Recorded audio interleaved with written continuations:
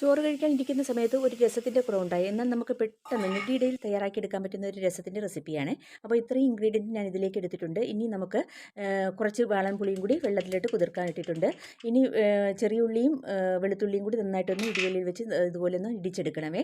അതിനുശേഷം ചട്ടി അടുപ്പത്ത് വയ്ക്കാൻ ഇതിലേക്ക് വെളിച്ചെണ്ണ ഒഴിച്ചു കൊടുക്കുക, കടുകിട്ട് പൊട്ടിക്കുക. അതിനുശേഷം ചതച്ച് വെച്ചിരിക്കുന്ന ഇഞ്ചി വെളുത്തുള്ളി ഇതിലേക്ക് ഇട്ട് കൊടുത്തിട്ട് നന്നായിട്ടൊന്ന് വഴന്ന് വരുന്നപ്പോൾ ഇതിലേക്ക് വറ്റൽമുളക്, മഞ്ഞൾപ്പൊടി, കായപ്പൊടി, കറിവേപ്പില, പിന്നെ ഉപ്പ് ഇതെല്ലാം കൂടി ഇട്ട് കൊടുത്തിട്ട് നന്നായിട്ട് ഇതൊന്ന് മൂക്കുന്നത് വരെ ഒന്ന് വഴറ്റി കൊടുക്കുക. എന്നിട്ട് ഇതിലേക്ക് പുളിവെള്ളം ഒഴിച്ചു കൊടുക്കുക.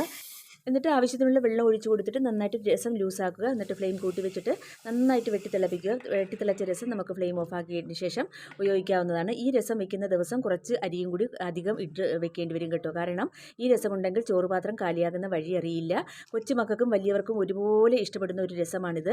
അപ്പോൾ കുറച്ച് ഇൻഗ്രീഡിയൻറ്റേ ഇതിന് ആവശ്യമായിട്ടും ഉള്ളൂ. അപ്പോൾ വീഡിയോ ഇഷ്ടമായൊന്ന് ലൈക്ക് ചെയ്യാനും സബ്സ്ക്രൈബ് ചെയ്തൊന്ന് സപ്പോർട്ട് ചെയ്യാനും മറന്നു പോകരുതേ.